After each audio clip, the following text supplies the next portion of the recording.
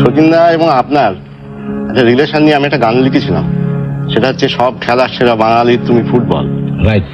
সেই আপনি হচ্ছেন মোহনবাগান, উনি হচ্ছেন ইস্ট বেঙ্গল, এই দুজনে একসঙ্গে সব সময় থাকতেন। মোহনবাগান ইস্ট বেঙ্গল খেলার দিনে একটা ঘটনা যদি মনে পড়ে যায়, যেমন আপনাকে প্রথমেই বলেছি, আমি ছিলাম শচীনদার অ্যাসিস্ট্যান্ট, সবেতে অ্যাসিস্ট্যান্ট। আমি হয়তো রিহার্সাল করাচ্ছি, শচীনদারই গান রিহার্সাল করাচ্ছি, হঠাৎ শচীনদা এসে বলেন, মানা কি করছস? আমি বললাম, শচীনদা এই রিহার্সাল হয়ে যাবে, বন্ধ কর।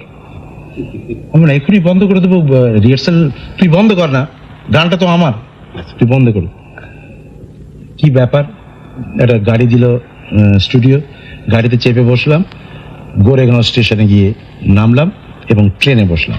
ট্রেনে বসে চার্চ গেটে এসে নামলাম এবং কুপারে যে ফুটবল ম্যাচ দেখতে গেলাম, ইস্ট বেঙ্গল ভার্সেস কুপারে যে খেলা হতো, কুপার এখনো হয়, কুপারে জি হয়, ইস্ট বেঙ্গল ভার্সেস মোহনবাগান। শচীনদা ইস্ট বেঙ্গল ক্যাম্প, আমি মোহনবাগান ক্যাম্প, অথচ পাশাপাশি বসেছেন। পাশাপাশি অফকোর্স বসেছি। তার মধ্যে শচীনদা বলছে, যা একটু ছোলা কিনে নিয়ে আয়। ছোলা কিনে নিয়ে আসছি, পান নিয়ে আয়, পান নিয়ে আসছি, খেলাও দেখছি এবং ভগবানকে ডাকছি যাতে মোহনবাগান জেতে। কিন্তু মানে চেঁচিয়ে ডাকবার তো উপায় নেই, চুপ করে এবং মনে মনে বলছি। হঠাৎ দেখলাম মোহনবাগান একটা ইস্ট বেঙ্গলকে গোল দিয়ে দিল। আচ্ছা, শচীনদা বলে, তাড়াতাড়ি যা নিয়ে আয়, একটু চিনাবাদাম কিনে নিয়ে আয়। আমি গেলাম, তাড়াতাড়ি গিয়ে একটু চিনাবাদাম কিনে নিয়ে এলাম, খুব খুশি আমি।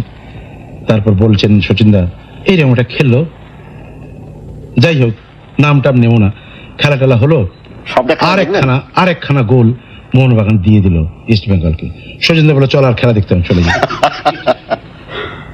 মানে কি বলবো, আমার ভিতরে এত আনন্দ হচ্ছে, কিছুতেই প্রকাশ করতে পারি না। আমি শচীনদার মতন এই কাঁদো কাঁদো মুখ করে বললাম, চলুন যাই। অথচ ম্যানেজ করেছিলেন কায়দা করে।